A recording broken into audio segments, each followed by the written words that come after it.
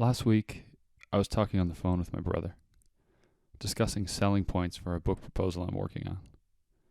He told me that whenever he describes me to someone he's never met, he tells them he does what he wants to do with his life and somehow seems to not feel the pressure that everyone else does to do certain things. Self-awareness is difficult. I never really thought of myself in such a way. My ego held on to the compliment like a pretty pebble from a stream, taking it from my figurative pocket and turning it over and over in my hands for its smooth, pleasant feel. I do feel a lot less pressure to do certain things than I used to and suspect most people do. In reflecting upon it, I began to recall other instances of this curiosity. Last summer, someone who had just earned his private pilot's license and read my blog offered to pick me up at a nearby airport and take me flying. We'd landed in Bozeman, Montana for lunch and sat down across from each other at a booth at KFC. He looked at me, took a deep breath, and said, "Dude, I'm sure you get this a lot, but I don't get it and I have to ask. How do you just do what you want? I mean, aren't you concerned about your future?" It's funny, I don't have to explain what those concerns are for you to know exactly what I'm talking about. We're all well aware of the cultural script. A successful career, marriage, nice car, big house, fancy things, saving for retirement, etc. Most people are in the direct pursuit of those cultural checkpoints, those symbols of success, and are not exactly taking the scenic route to get them. Yet there's Ethan out there mucking around, pursuing curiosities, exploring nooks of the world for months at a time, working for money for but a small fraction of the year. It's curious to look back at. What happened? How'd I go from a top-of-the-class biomedical science undergrad with his sights locked on medical school, in parentheses, read in hot pursuit of the cultural definition of success, end parentheses, to someone who appears impervious to the pressure that spurs everyone else along in life? Put another way, how did I learn to float against the tide? It began with a radical shift in my definition of success on a cross-country bicycle ride. A month and a half of pedaling had passed since my brother and I left the Atlantic. An internal change was afoot. I was falling in love with a free-floating existence and questioning the rigid path through life I planned to take that felt as if I could project forward as long as I lived. Beyond cultural influence on the quiet backroads of America, I was beginning to get in touch with this curious internal sense of self, and it kept whispering of dissent, of leaving the logically best path for something unknown, a movement towards something yet to be discovered. On those long days in the saddle, I'd confer with that inner voice. I'd even scheme with it sometimes. But I also felt I didn't have the guts to follow it. When I returned home once again and felt the cultural pressure, I figured I'd cave and continue on the path toward a safe, successful life of medicine. At dusk on July 12th, 2013, my brother and I were stealth camping, in parentheses, secretly pitching a tent somewhere you're not supposed to, end parentheses. 100 yards off the highway in the woods north of the town of West Yellowstone. And a man appeared. Looking back, it almost seems like a dream, like he might not have been real, but rather a culmination of all that I ever secretly wanted to be, and I might have just imagined him. But he was real. My brother saw him too. He was from New Zealand, a Kiwi, a fit ex-collegiate math professor, mid-30s perhaps, that somehow pulled off a sophisticated look with dreadlocks. I wandered over to say hello as he staked his tent a minute's walk from ours.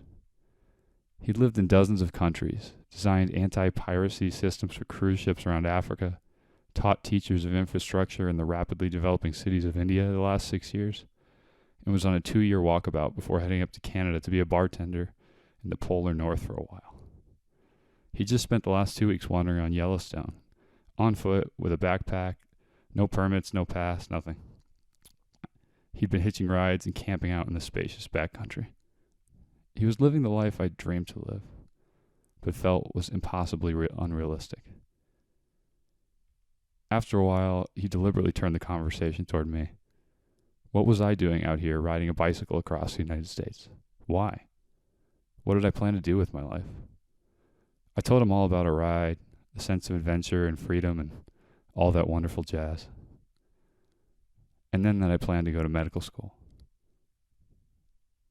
His sentiment changed when I said those words, medical school. He told me the story of his best friend's dad, who had recently died of cancer. A general practitioner of medicine who on his deathbed told him that he'd wasted his life living it for success in the eyes of others, and urged him to keep living the way he was living. He asked me, if you want to continue having these sorts of adventures, to be out in the world, to explore and learn, why choose such a focused, demanding career? I was stunned. I mean, what was going on here? This guy who basically was my spirit avatar had just appeared in the woods, proving his existence, and then told me my counter story. The story of my life lived by society's definition of success instead of my own. I wholeheartedly knew the doctor in his story was the future me if I continued down that path. I can't remember what I said, but I was reeling and attempted to cordially end our conversation. I walked back over to my brother and our little camp feeling like I'd seen a ghost. 5 minutes later, he came over and apologized for being so direct and explained that he didn't know what was best for anyone else. I thanked him and told him he hit the nail on the head and uttered aloud the message my inner voice whispered day after day in the saddle. Night fell, and he walked back towards town to meet an old friend. We had to get on the road early the next morning. I never saw him again. I don't even know his name. That's a wild story, but the point is simple. That night, I fully grasped that the cultural definition of success was not mine, and that I must come to my own conclusions.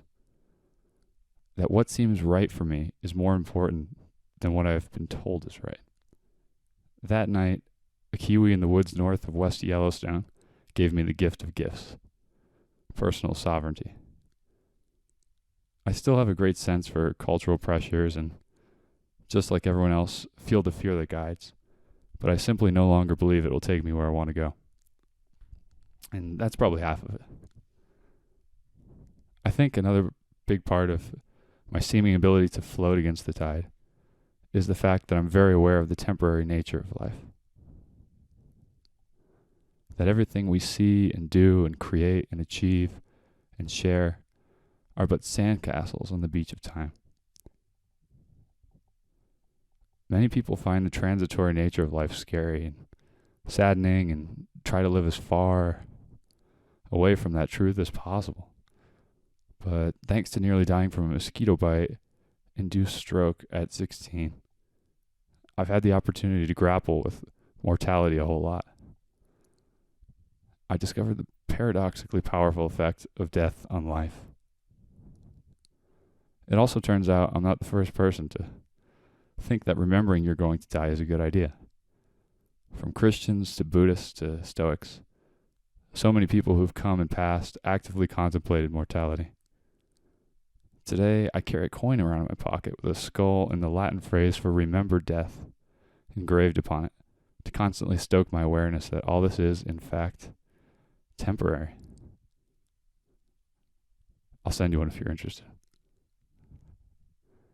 If there's anything to lean on for confidence in going your own way, I cast my vote for the contemplation of mortality.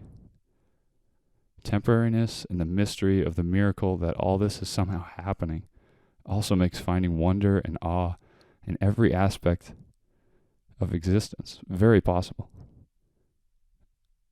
I see it as a large part of cultivating lightness, of honing an ability to float. Circumstance can pull us under, but we'll always bob back to the surface, to float again eventually, if we can see that every circumstance is an absurd, beautiful gift. Lastly, for further buoyancy, I think it also helps to understand that even the worst, most seemingly negative happenings have gifts hidden within them. Today, I paradoxically consider nearly dying from a stroke the best thing that ever happened to me, for its gift of perspective.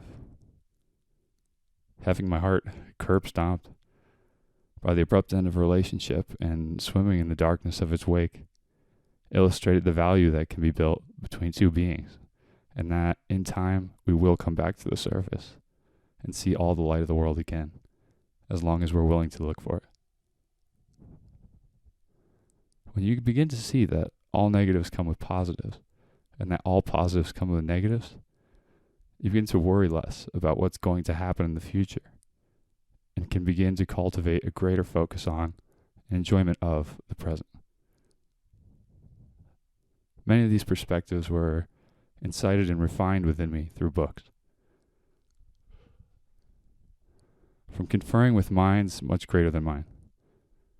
The words of Marcus Aurelius, Joseph Campbell, Robert Pirsig, Jack Gilbert, Hunter S. Thompson, Eckhart Tolle, Richard Bach, Peter Matthiessen, Hermann Hesse, Viktor Frankl, Henry David Thoreau, Waldo Emerson, Paulo Coelho, Ed Abbey, and so many others have helped me cultivate a lightness that I sense rarely glimpsed by most.